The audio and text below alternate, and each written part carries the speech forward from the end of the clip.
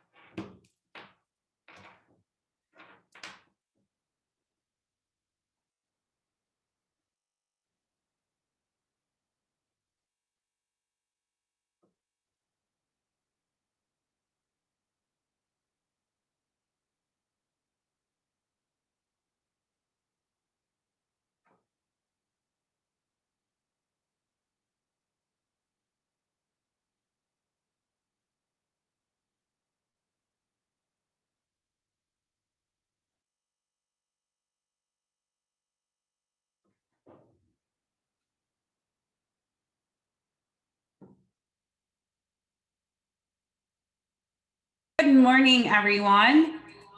We are here today. Just wanted to, I'm getting a message, sorry. Can you hear me now, Eric? I can hear you. Can you hear me? I can hear you, yes. Perfect. All right, well, good morning and welcome to the Battle Creek Area Chamber of Commerce's April Eye Opener. We are here today to talk about a couple different things. Just wanted to let you all know that we are recording this morning. So this will be recorded and replayed through our social media network as well as our YouTube channel. So if you are wanting to go back, you can do so. You can share this however you may choose. We typically always meet the second Tuesday of every month from since COVID, 8 through 9 a.m. virtually. And we are very excited to announce that we are continuing to do this. And we're going to jump right in because we have a jam-packed group today. And we are going to go through, we're going to flip-flop how we do our eye opener this morning. So we are going to have our introductions here in just a moment. And then we are going to go right into, we're going to go right into our presenters. And so then we'll flip flop and do the chamber stuff at the end of this. We have a number of our presenters that have to jump off quickly. So I am going to move forward. So just as a heads up, we have our welcome. We're going to say who's in the Zoom. So you're going to get a call on, and you're going to do your introduction, which is your name and the organization in which you're representing. And we'll go through that quickly. And then we're going to do introductions. And our order today is going to be Eric Pessel, who is with the Calhoun County Health Department. Eric, I do have the vaccine clinic icon in your presentation, just as a heads up. Blake Pruitt from Lakeview School District, Superintendent. Sheila Ritzma from Project Search at Duncan Aviation. And Kimberly Carter at Battle Creek Public Schools. And then we'll jump right into our chamber information. All right, so we're going to go ahead and do who is in the Zoom. So I'm going to call on you if you will introduce yourself and your name or organization that you are representing this morning. All right. So first up, I'm going to call on Eric Pessel, just as he took a big old swig of coffee. Good morning, everybody. My name is Eric Pessel, as Kara said, and I work for the Calhoun County Public Health Department. Great. Teresa Allen. Good morning, Teresa Allen with Charitable Union. Sheila Ritzma. Hi, I'm Sheila Ritzma. I'm a teacher with the Calhoun Intermediate Assistant and with Project Search at Duncan Aviation. Wonderful. I have Kelly Adams. Good morning. My name is Kelly Adams, and I am with Michigan Works Southwest and WE UpGen Institute. Welcome. Michael. Hi, I'm Michael Wickemeyer with Flagstar Bank in Battle Creek. Wonderful. Alicia Marvin. Hi, I'm Alicia Marvin with Firekeepers Casino Hotel. Welcome. Liz Van Dusen. Hi, good morning. Liz Van Dusen, Duncan Aviation HR Manager. Sorry, I was close. You're totally fine. TR Shaw. Good morning, T.R. Shaw with Shaw Communication. I'm also chair of the Chamber's Military Affairs Committee and part of the brass band of Battle Creek. Great to be here. Great to have you. Sarah Burtis. Good morning, I'm Sarah Burtis. I'm the Special Projects Coordinator at the Grand Valley State University Battle Creek Regional Outreach Center.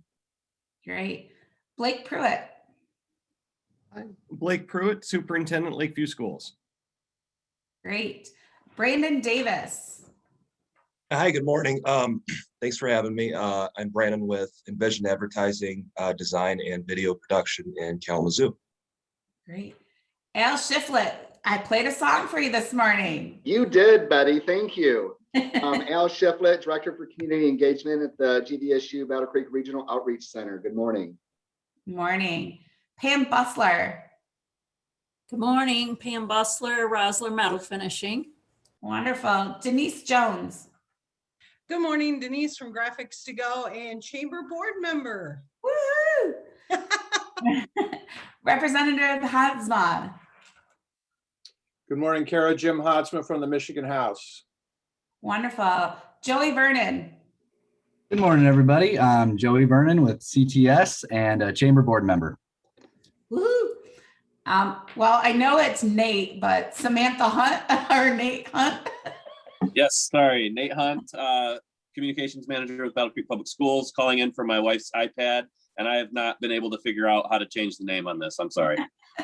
You're good. April Hall. Good morning, April Hall with the Southwest Michigan Employer Resource Network on the Success Code for Battle Creek. Debbie Southworth.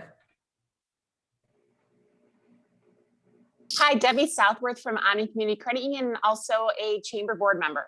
Woo. Jennifer Blank. Good morning. I'm Jennifer Blank. I'm from the Battle Creek Chamber. Welcome. Susan Cook. Morning. My name is Susan Cook. I'm with Integrated Health Partners. Beth Pung. Morning. Beth Pung with the Battle Creek Chamber. Melissa Johnson. Good morning, Melissa Johnson with Go Lakeview Golf Resort. Welcome. Denise Wilkie. Denise Wilkie with Lighthouse Title, and I'm a Chamber Ambassador. Woo-hoo. Kimberly Carter. Good morning. I'm Kim Carter, Superintendent, Battle Creek Public Schools. Welcome. Karen Ryle. Good morning. I'm Karen Ryle with Partners Insurance Agency of Southwest Michigan and Chamber Ambassador. Welcome. Woohoo.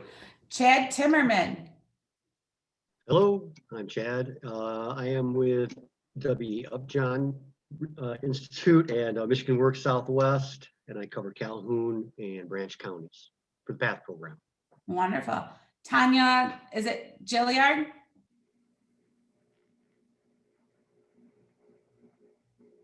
Sorry, no, it's Tanya Gilliard. Good morning. I'm from IHP. Sorry about that. It's all right. It's not an easy one. Judge Yost Johnson. Good morning. I'm Tina Yost Johnson with the 37th Circuit Court Family Division. Wonderful. Greg Moore.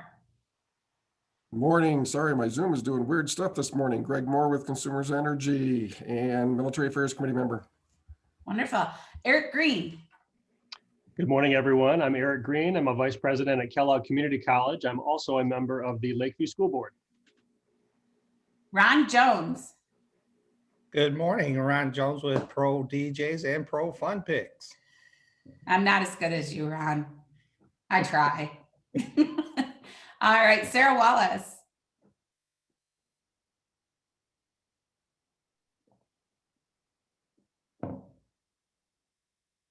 All right, Ryan Long.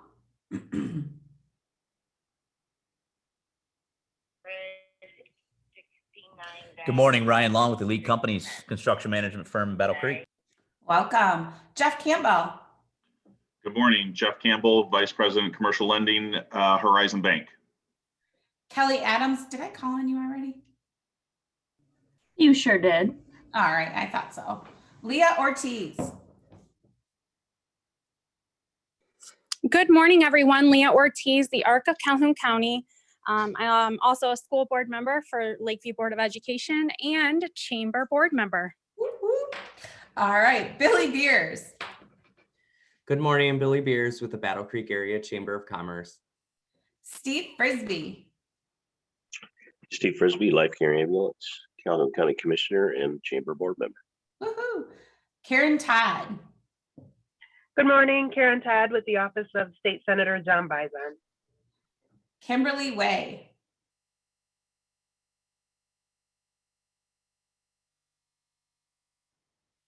Okay, Kathleen Knoll. Kitty Knoll, Heritage Commons and Carewell Services. Wonderful. Diane Thompson.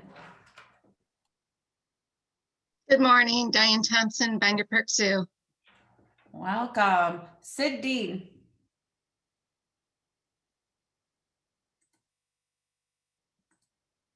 All right. Did I get everybody? Am I missing anybody? If I missed you, if you want to pop on and just introduce yourself, that'd be great. All right. So welcome everybody to our Zoom call today. Again, we're going to jump right into our first presentation. First up today is from the Calhoun County Health Department, our wonderful Eric Pessel, who's going to give an update about the upcoming vaccine clinics and things going on. So I'm going to turn it over to Eric as he is going to go through a couple information points for all of you to know of. Eric, I'm going to turn it over to you. Hey, thanks, Kara. Yeah, real quick thing off the top. There was breaking news this morning. The federal government has requested that we pause any J&J vaccine clinics for the time being until more information can be deemed. I don't have any other information. So we had a planned J&J clinic today out in Albion College, and we've switched that over to a Pfizer vaccine clinic for today. And then the rest that you see on your screen here, thank you, Kara, for putting that up there. It's still a go because these were going to be Pfizer clinics this week, Wednesday, Thursday, and Friday. And as you can see, walk-ins are now welcome. So you can either register online at our in our website and get your name and registration, and you can schedule your time, or you can simply walk in. And I would expect us to be doing more walk-in type clinics until we move outside. We are looking to move our vaccine clinics outside and do what we would call just a drive-through. So you wouldn't even have to get out of your car. You just would drive down, and we would be able to vaccinate everybody that's there in the car. So a little bit about what's currently going on in Calhoun County. I don't want to be too long, but we are experiencing a surge in COVID cases right now. Much like the rest of the state, we started to see an increase about 3 or 4 weeks ago, and it's steadily gone up to the point now where it's starting to affect and starting to fill up our hospitals again. I think today we're going to report we have 30 patients in our 2 hospitals combined just in Calhoun County. It doesn't include any of our citizens that might be in hospitals outside the county. And so, you know, it's serious. As we're trying to get through this, and my message to everybody is we're almost there. We're just not there yet. Couple more months, get through the summer, get more people vaccinated. I'm going to go through some numbers here in a second, but we definitely need to see more people uptake the vaccine so that we can, you know, hopefully move out of this and get back to somewhat normal life again. So, you know, today we're going to report that Calhoun County, we have had 10,430 confirmed PCR laboratory confirmed positive cases. We've had 234 confirmed deaths. In the past 24 hours, we saw 86 new cases in Calhoun County. That's a very high number for us. The highest we ever saw was 120 in a day, but 86 is really unacceptable. It's really high. And so far as vaccinations go, My staff and our team has been able to administer 30,300 vaccination doses throughout Calhoun County. Our population that's vaccinated right now, our 65 plus population in Calhoun County sits at 69% of that population is fully, has at least one shot and will be fully vaccinated then within a couple weeks. Our overall population is at 36% of our Calhoun County population has received at least one dose, and only 25% is fully vaccinated. So we have a lot of work to do to get to that 70% goal, which is what we want to do to be able to kind of get back to normal. And that's kind of my word for the week is let's get back to normal. So let's get the shot. Eric, Go ahead. Can I ask you a question? Can we get an update on how contact tracing is going? A lot of our and the notifications on how we are notifying employers or how that process works through Calhoun County. Yeah, typically, Kara, right now, how that's working is the employers find out before we do, because the employee finds out before we do. In many cases, because there's so many, I don't have the staff to be able to call all. I don't have the staff to make 86 of these phone calls a day, just to the positives, and then do all the follow-up contact tracing, because each one of these positives is going to have 5, 10, 15 people they've come in contact with. To do that math and do that every day. So right now it's going through the state of Michigan. Staff there will do the initial outreach. And then when they get back to us, by the time it gets back to us, the employer probably already knows because the person already knows. So in the beginning, we had set it up where we would contact the employer because we were finding out first. But since we've gotten so many cases, that's an impossible task now. We're not finding out right away. Okay. That answer? It does, yes. And I do have a follow-up question in regards to, we talk about employers and what that looks like and excuse me, the vaccine component of it. What is a way that employers can get their staff vaccinated quickly? So do they contact you, or do you recommend them doing the walk-in clinics, or what would your recommendation be here in Calhoun County? Well, my recommendation today could change by tomorrow, and that's the issue with COVID, right? We had a system set up where the companies could register ahead of time, and then we would reach out to them when it was their turn, when we got to that point, and get them signed up, get their staff signed up to come in. We're still following up with companies that we have on our list that had pre-registered. But with the walk-in clinics, I guess my message to companies is first of all, promoting the vaccine is important, and then allowing staff the time to come and get vaccinated. So now that we have a walk-in clinic, there's really, it's a little easier than trying to schedule everybody. We are still taking scheduled people and walk-ins. We're doing it kind of jointly right now. We're seeing how that goes. We had our first one last Friday. It went fairly well. There wasn't a real long line at all. Maybe first thing in the morning, some people showed up early as walk-ins that created a little bit of a line, but shortly after that was gone, and went pretty smoothly throughout the day. And we did get quite a few people walking in. I think we had about 300 or 350 come in Friday that were just walk-ins.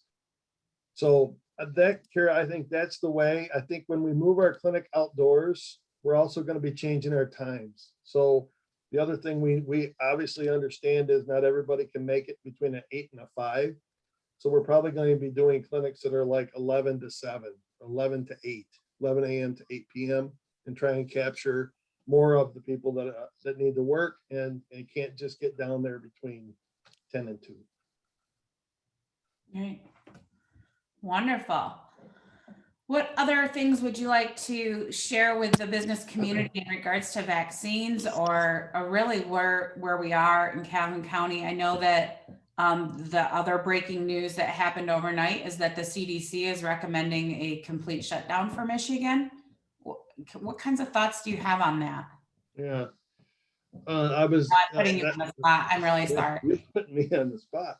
That was it was interesting to say the least. I mean, first of all, I didn't believe it until I read it and then saw it on a video that, you know, I don't know what that means. I don't think right now that we could handle that. I don't think that's the right avenue. I do believe in the people of Michigan, and I do believe that if we just give them the tools and we give people, you know, what's the right thing to do, that we can get there. We got to get past the politics of it and just realize that this is a good, sound public health practice, and public health is not political. I've been doing this for almost 30 years. And, you know, so if we can get past all that and just do the right thing right now is get vaccinated. If you're not vaccinated yet, wear a mask, stay 6 feet distant, and try not to gather in large gatherings indoors. I mean, we've been saying that for a year and it still applies. If we do that, we'll see our curve go back down. We don't have to create policy or a mandate to bring that curve back down if people will just all gather around and say, we're doing this for our state, we're doing it for our country. So that's my response. Well, I asked that question just because I was kind of surprised to see that the CDC made that recommendation last night. Just seemed a little large of a request. So well, I think that Kira, what's interesting though is that there's some in the, you know, obviously that she feels that it's a big enough issue that she thinks that step needed to be taken. I think what that gives me pause to is this is a big issue we're going through right now. And if we don't like to do the mandated everybody's got to shut down, we all got to come together and do this together. So that's my message is, you know, let's avoid the mandated shutdown and just do what we know we can do and do the right thing. Well, Eric, I really appreciate you coming on and talking today about this. It's exciting to see that 16 years and older are now eligible here in our community. These walk-in clinics and vaccine clinics are great. Like you said, 300 on Friday, which is great because it was spring break, so you had people gone. I mean, yes. And so, you know, hopefully these walk-in clinics are booming and that more employers can get their employees to those vaccines. So thank you again, Eric, appreciate it. And we're gonna move on. We have a call or a raised hand from Judge Yost Johnson. Question? Yeah, Eric, I had a quick question for you. There's been a lot of rumors about the vaccines and how they could affect reproduction in young females. Can you give us responses to that? Because I know a lot of parents of younger teens and early 20s females are not comfortable with the vaccine yet. And where can we get solid information on that?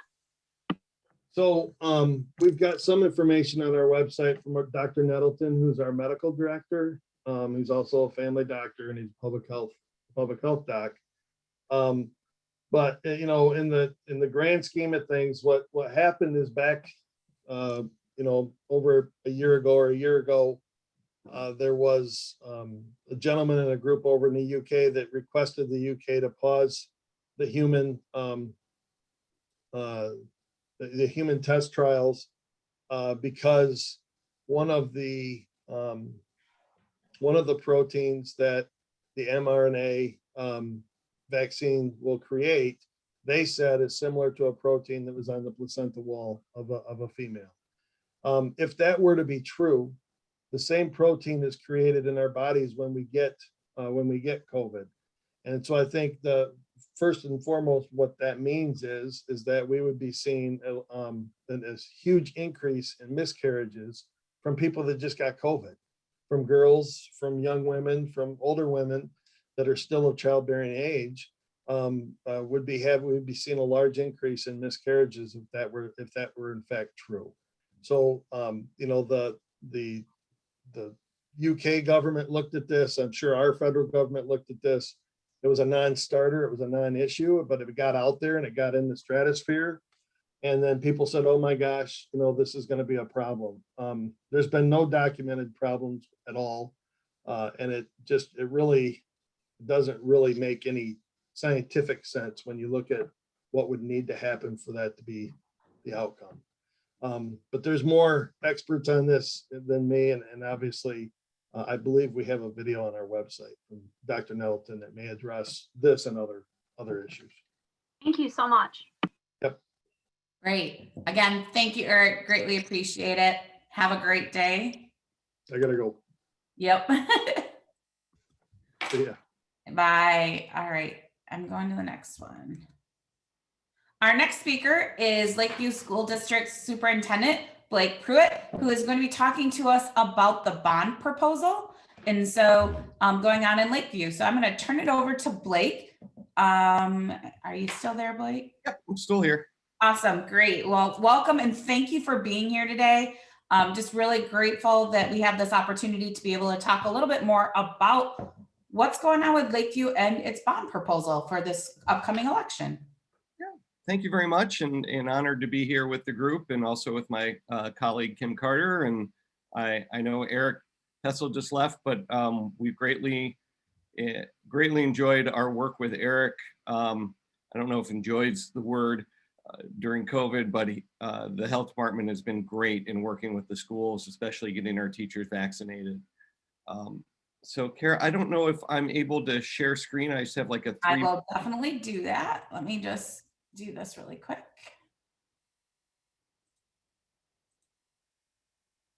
All right, you are able to share.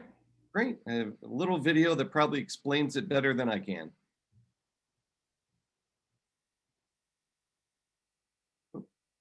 Did not. Let me try that again.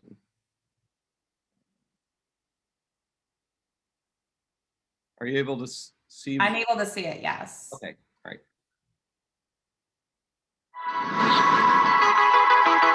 Hello, my name is Blake Pruitt. I'm superintendent here at Lakeview School District. For the last couple of years, we've been working on a long-term 10 to 15-year facility plan. 16 years ago, this community supported building a wonderful brand new high school. And 5 or 6 years ago, the community supported redoing our elementary school. But we have millions of dollars of work left in our other buildings, and we want to maintain the money that the district has already put into our current buildings. We look forward to educating all our community about what we can do to make this a better education and better schools for all our students. The Lakeview School District will have a $47 million bond proposal on the May ballot that would provide district-wide improvements with no tax rate increase. When the high school was built, it was determined that the old building, current Lakeview Middle School, was outdated and not appropriate for 21st century education. The building was not designed or renovated to be a middle school environment.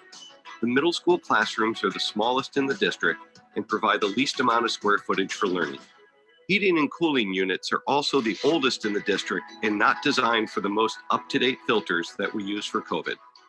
The middle school students deserve an updated school in order to provide the best education. Our elementary playgrounds are used by the entire community and equipment is showing its age. Over the last few years, we have had to remove equipment that could not be fixed or did not meet current safety standards. The bond proposal would provide the Lakeview community with up-to-date and safe playgrounds for all children to use. COVID has made educational technology even more important than before. Most of our educational technology has reached the end of its useful life, especially as we continue to provide remote options for education. We have teachers who are experts in educational technology, but just need the equipment to move education forward. You might not know that Lakeview has 7 different preschool classrooms across the district. Even with these classrooms, the need is great for quality preschool in our community. The Territorial Building has not been an active elementary school in over 16 years, and no renovations have been done since the 1970s. It is more cost-effective to demolish the current building and build a brand new preschool. The rest of the 15 acres at the site would be used for youth athletic fields. Lakeview High School is now 16 years old, and the wear and tear of 1,300 students every day is starting to show. The 16-year-old carpet is in need of replacement, and the parking lot is at the end of its expected life cycle. Our football field is highly underutilized due to having a grass field instead of a turf field. Football, track, lacrosse, marching band, Lakeview Youth Athletics, BC Fire, and the general community would have increased access from upgrading the football field. We would be able to do all this work without increasing the tax rate. Please visit the district website for more information about the school bond proposal. Over the years, the taxpayers in Lakeview have invested in their school buildings. We want to make sure that we maintain this investment and that we provide the best education and best facilities for all our students here in Lakeview. So on May 4th, you have the opportunity to vote. There's a $47 million bond with a zero tax increase, which allows us to really provide more equity in our facilities. So please make sure you get out and vote on May 4th.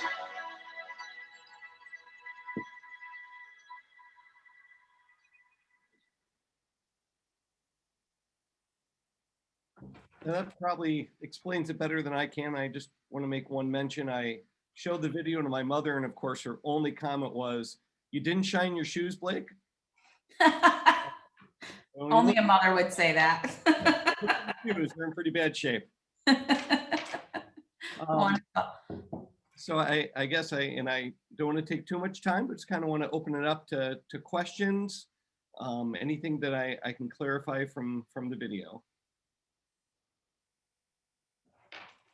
Are there any questions?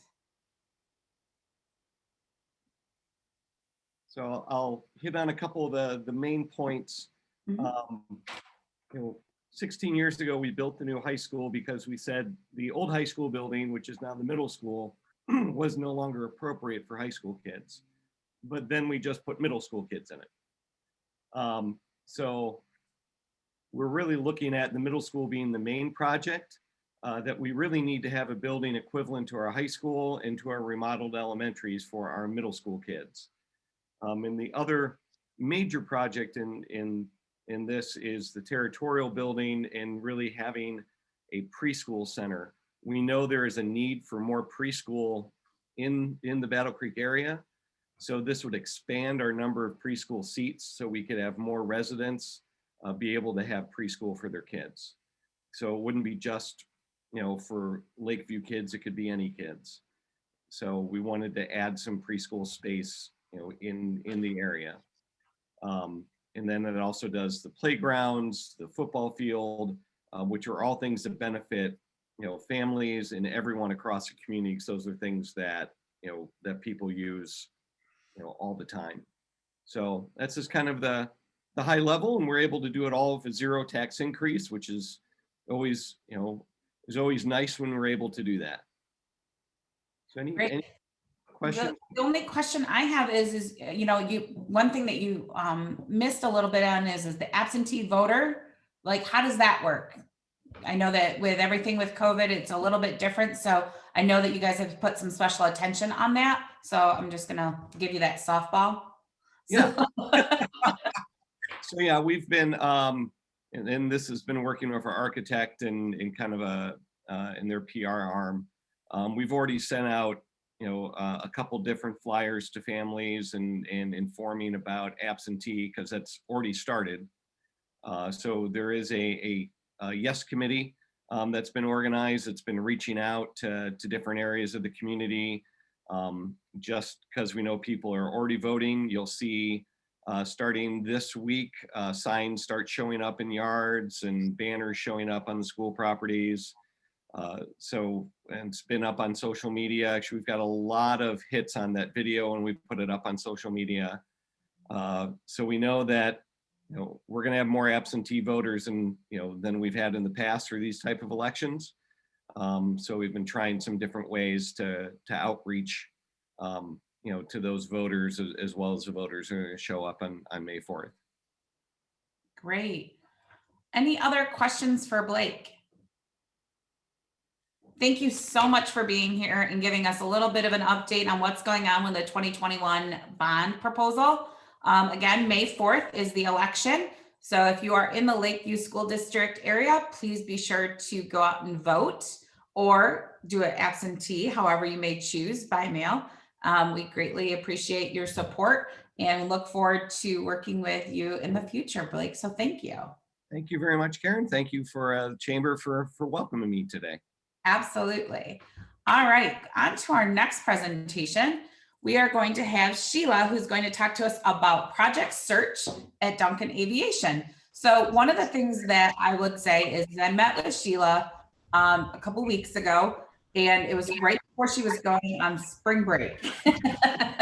And so really looking at all of the pictures that Sheila provided me, I really want to give Sheila that opportunity to really explain what Project Search is at Duncan Aviation. And Sheila's got an ask for everybody. So I'm gonna turn it over to Sheila and give her that full time to explain. Well, thank you, Kara. I appreciate the opportunity to talk this morning. And I do have Liz Van Dassen as well is going to talk a little bit too from the perspective of Duncan Aviation. So I want to just start off by telling you kind of the reason why we're presenting today. First of all, just to raise awareness for what this unique program is here in Calhoun County. To be a resource perhaps to your company if you have specific area of needs that have gone unmet, or if you have some of those high turnover positions. We'd also like to network and become more connected with the business community here in Calhoun County. And finally, if you're looking to become a more diverse business, maybe consider individuals with disabilities as another aspect of that diverse workforce. So let me just explain a little bit about what Project Search is. It's a program that involves real life work experiences in the living skills training for young adults with disabilities. And the purpose is to make a successful transition for them to being a productive adult, as well as competitive employment. We are, I want to mention, a collaborative program that includes the Calhoun Intermediate School District, Michigan Rehabilitation Services, Summit Point, and of course, Duncan Aviation. So Project Search Duncan Aviation is one of over 600 project searches around the world. And we do have around 17 of them here in Michigan. Some other places where there is a project search are Bronson, Kalamazoo, Dow Chemical, Michigan State University, Fifth Third Bank office headquarters in Grand Rapids, and Beaumont Hospital. So there's quite a few variety of other businesses they're located in. So Project Search Duncan Aviation is a program that completely immersed in a business. So we are at Duncan Aviation full-time. They are our host business. They provide classroom space, and the students participate for one school year at Duncan Aviation. So half of the day they're in the classroom where they're learning those transferable skills, and half of the day then they're doing 3 10-week internships right in the departments here at Duncan Aviation. We are in our 6th year, so we're in our 6th class. So the model involves then a new class of interns each year. The students come from one of over the 17 public school districts in the Calhoun County area, and they have completed all of their high school requirements. So these students with disabilities then commit to one more year of training.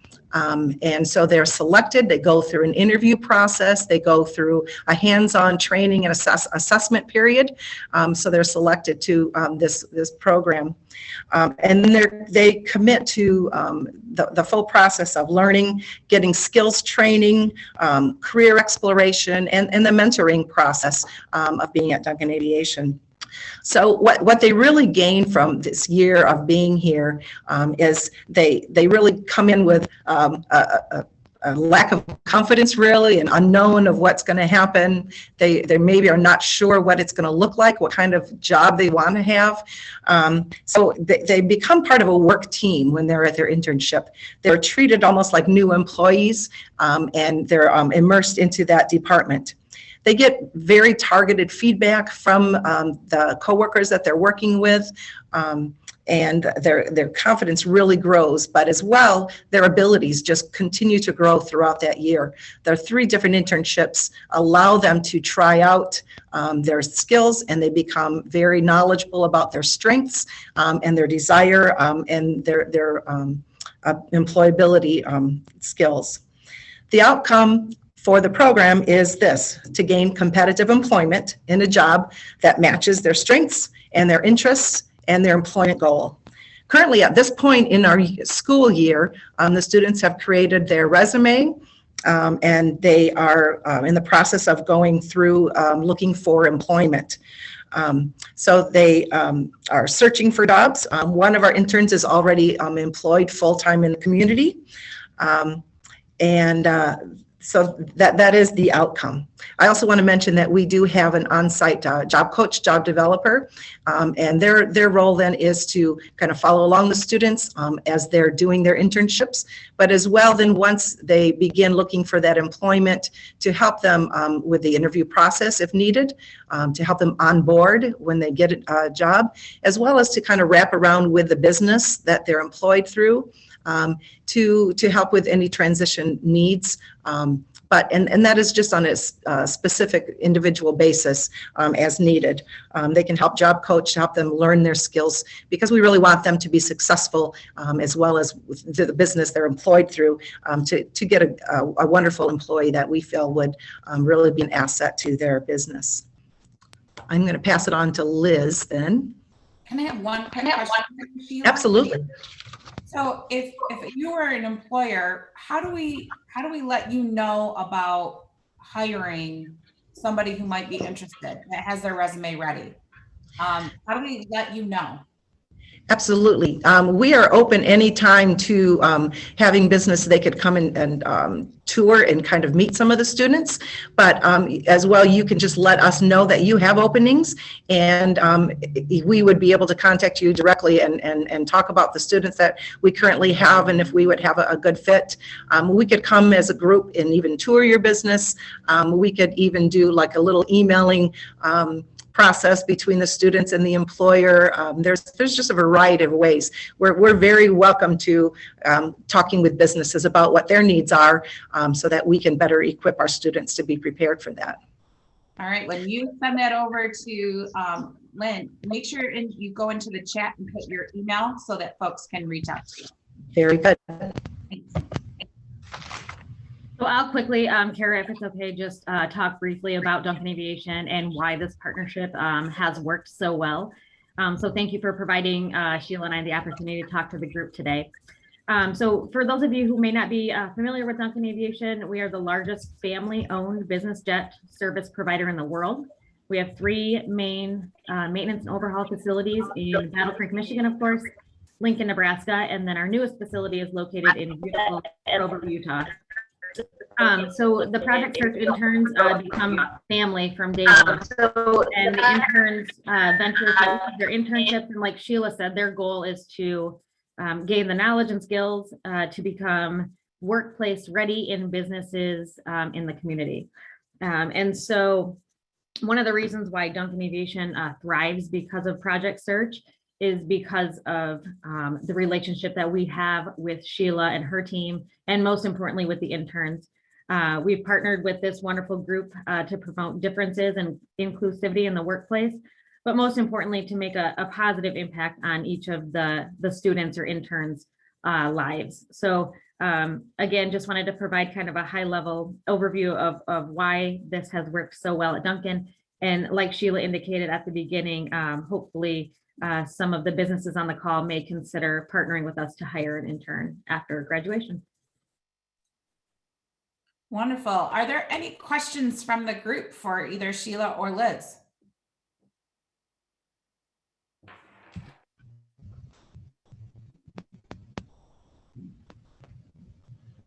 All right. Thank you so much to Liz and to Sheila. Greatly appreciate that. I did notice that Sheila has included her information on there, but also I do have a question on, is it only for high school students? Yes, so the Project Search Duncan Aviation is a program that is for students in their last year of school. So because they will still be a student, they need to have not completed and graduated. So they're students who come usually right from their local high schools, or they come from a Calhoun Intermediate School District program. But then that will be the final year of schooling, because the next step is to get competitively employed. Great, thank you. All right, again, thank you so much to you and to Liz for Project Search Duncan Aviation. I really appreciate it. Thank you for the information in there. If anybody has any questions, please reach out to Sheila, and we will get this information out. Thank you again. And our next presenter is not last but not least is Battle Creek Public Schools, Kim Carter, who's going to be talking about Battle Creek Public Schools bond proposal that is also happening in May. And I'm going to turn it over to Kim so that she can go ahead and give us an update. Good morning. It's a beautiful day. Great to be alive. Thank you for having me. Thank you, Kara. I am just going to offer just a few key points in the interest of time. I know it's early, and yes, my coffee is great, which gives me this wonderful attitude every morning. But I just want to talk a little bit about the transformation. And as you can see from my colleague, Blake Pruitt, there are some really great things happening across the city of Battle Creek. And together we are creating an anchor of amazing community schools, which will then lend itself to anchoring our entire community, its economic development, and all of the continued improvements that are happening. So with that, Battle Creek Public Schools is also launching a bond campaign, or has launched a bond campaign. It is approximately $44 million. It's a $44 million campaign. And it is focused on middle school transformation. Over the last 5 years, we've been working to transform the educational experience in Battle Creek Public Schools. And so our bond is a little bit unique in that it's not just about the structural changes, but also about the programmatic changes that we are making. So we will be coupling that with the continued development of a portfolio of options for students in the Battle Creek Public Schools residential area. So what does that mean? This bond focuses on transforming Northwestern Middle School and will round out what our community asks for in terms of offering choice. So Northwestern Middle School will transform to a K-8 Academy of Performing and Visual Arts. The bond will allow us to create a new structure, as we've been working with some of our community partners like the Brass Band of Battle Creek, our other opportunities for arts in our area, to actually create a well-rounded experience for students, immersive visual and performing arts experience. This helps us complete the portfolio. We've opened an International Baccalaureate Magnet School, Candidate School. We've also transitioned the high school to career academies, and we've been working with businesses on that front. And we are also, this bond will help us continue to transform Springfield into a service learning academy. So again, it's approximately $44.8 million, and it will be an increase, but less than the cost of a value meal for your family each month, right? So if we can give up that McDonald's trip one time, we can invest in student success. It is also should be noted that although it is an increase, it remains the lowest tax rate in our area. So that investment, we know that when we invest in our schools, we bring more businesses to our community, we build stronger property values, and we prepare our future workforce. So specifically, again, it's an increase of about 1.5 mils. The bond proposal will be on the ballot May 4th. We know that absentee ballots are in homes right now, and so we're asking people to vote, to take that action of sending that in with a vote for really considering what's happening across the entire city in both Lakeview schools as well as Battle Creek Public Schools. So with that, I also am putting in the chat, for those of you who have not been aware, our partnership with the W.K. Kellogg Foundation has really resulted in a comprehensive transformation of the district. This is the next phase of that work to create a rigorous educational experience for kids. But if you want to know what's happening and what has already taken place, click on that website and it will give you an in-depth overview of all of the strategic changes that have occurred. Great things are happening in the city of Battle Creek, and so we want to continue to move in that direction. I'll open it up for questions. I do have a couple things, Kim. There is a great brochure that is out there as well on the bond proposal specifically. We will be sure to share that with everybody because I think that that's a really good explanation of exactly what you said.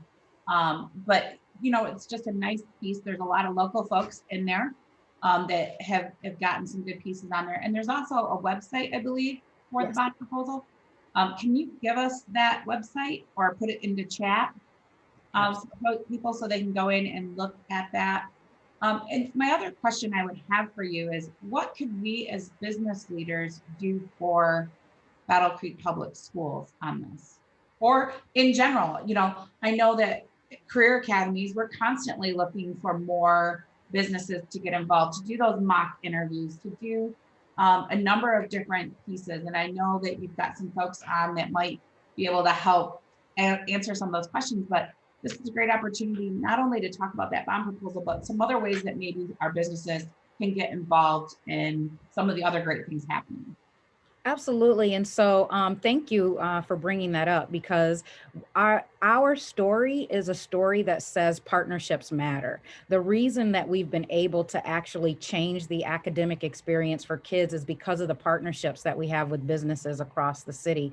And so how you can get involved is by just reaching out. I will put John Bartik's email in the chat as well, because we have our business leaders come in and help our students explore career opportunities, to understand what the possibilities are post-secondary for those who are going to colleges and for those who are not. We also have our business leaders serving on our Career Academy councils to help us understand what the needs are of the workforce and help us plan the academic experience so that we are making sure that as we create opportunities for kids, it's in line with what our community needs. So we have different opportunities for business leaders to come in, talk on career panels, to share what their businesses do. And then we are also going to be launching internships for our students, and we are looking for partnerships in that area as well. So I think it's been exciting that as we continue to partner, we've also been introduced to some businesses in the community who are exploring relocation to Battle Creek, who have already expressed excitement to collaborate with career academies at Battle Creek Central. So again, an investment in our schools is an investment in our community. Wonderful. Thank you. Are there more questions that we may have for Kim? If you have any questions, make sure you check out the chat box. There's a website in there. There's some contact information. I'm sure Kim and her team would love to be able to chat with you and connect with you. So again, if you have an opportunity to put your business in the school district to actually participate in any of the really great things that are going on, that is amazing. We would love that. But also just really a great opportunity to educate yourself on what that bond proposal is and how that's going to work for our community. So, hey, Kara, just oh, sorry, TR. Just on behalf of the brass band of Battle Creek, just I'm involved with, we're a little involved with this academy, and I just want to tell you this is going to be spectacular. What this will produce in our community for music, with our youth program that we have. This is going to be world class. We have some of the best musicians in the world that will help participate in this. And this will be a model for the rest of the nation. I can't say enough how exciting this is that we're doing this.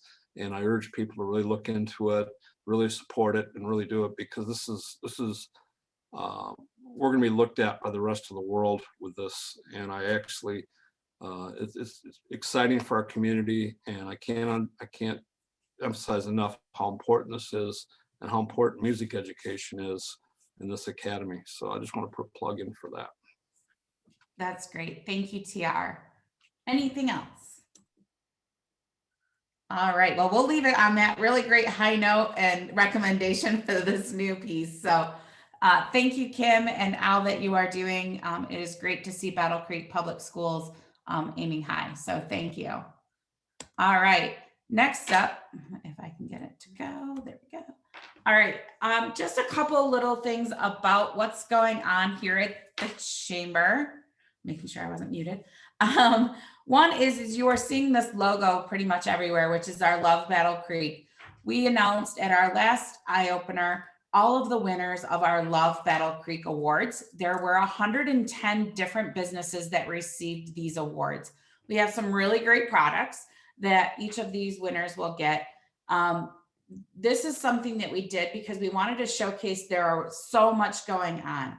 So we had 110 categories and we had multiple nominations from all over this community for people who, and it was all of Calhoun County. It was not just Battle Creek. So it was a long process, but it went very quick and it was in the month of February. It went over so well. We had over 3,000 votes from people in the community to decide each one of these 110 categories. And so if you are a winner of the Love Battle Creek and Calhoun County Awards, be sure to check in with us because we have something special for you. And we will be getting that out. All of that has been packaged up and ready to go. We've got some fun things in there that I think that you will enjoy. Also, want to say welcome to our new members this month. We are welcoming Lucid in Emmett Township, which is a marijuana provisioning center. We also are welcoming Clean Team. So welcome to our 2 new members for the month of March. We have some member anniversaries. These are folks that have continuously paid their chamber membership throughout these years. So these milestones are 40 years, which goes to United Way of Battle Creek in Kalamazoo, 35 years, Jessup Group, 25 years goes to Midwest Communications, and 5 years of continuous membership goes to Impact Solutions and NCG Cinemas. So thank you to those that have been paying their memberships annually for this many milestone years. We greatly appreciate it. 2021 is no exception. We have members that are celebrating their 100 years with us as an organization. We also have folks that are celebrating 90+ years with us as organizations. So lots of longstanding members here at the Battle Creek Area Chamber of Commerce, and we're very proud of each and every one of you. And we're so happy to have you as part of our membership and our network. So some other things I want to make sure that I bring to your attention is our website, which is battlecreek.org. And the reason why I bring that up is because of the fact that with battlecreek.org, you can find information on our committee members, on our committee opportunities that you might want to get involved in. It has upcoming events that we may be doing. So as a reminder, it's the second Tuesday of every month that we do our chamber eye opener, but we have our women in business. We have our committee meetings. We are meeting virtually at this point. So that is something to look at. But then we also have a number of ways that you might be able to engage through the marketing committee, through our membership committee, our events. We will be having a golf outing that is going to have information on there. So you want to get involved in that.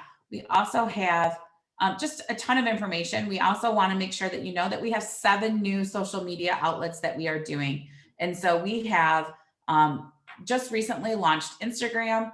Our YouTube channel is building up more. Facebook is always where you're going to find most of the information. We just completed on March 31st the sale. Well, we actually completed they expired $50,000 worth of money or dollars that went back out into the community with our Holiday Chamber gift certificate program.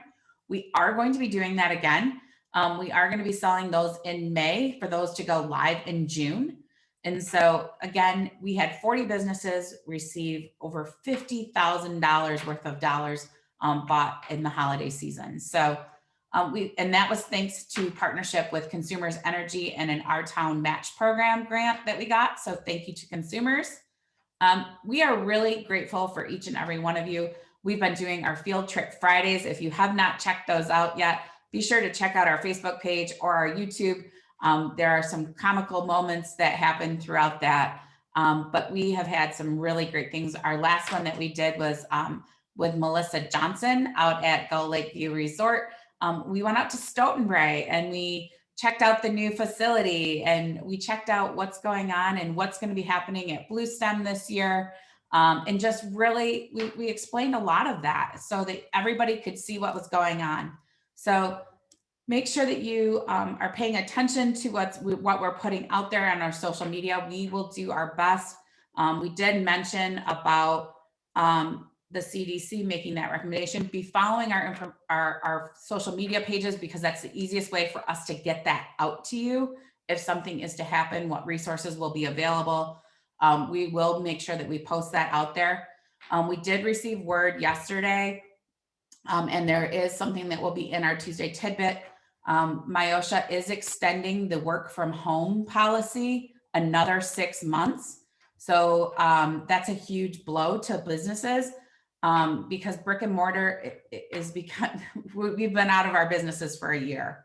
If you can feasibly do your job, and businesses are supposed to be writing policy that states that if you can do it remotely, you do it remotely.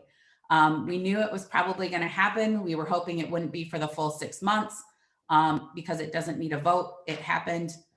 We got the ruling yesterday about 4:30. So with the final, what it was going to look like. So you will get more information on that in your Tuesday tidbit. If you are not getting Tuesday tidbit, make sure you go onto battlecreek.org and put your name in that email list, and you will get that information starting every Tuesday. So I am going to sign us off because it is 9:01, and I apologize for being 1 minute over, but thank you all for being here today. We greatly appreciate it. Have a wonderful week. It's sunny. It's beautiful. Go and enjoy, and happy spring. Thanks, Kara. You too. Thank you.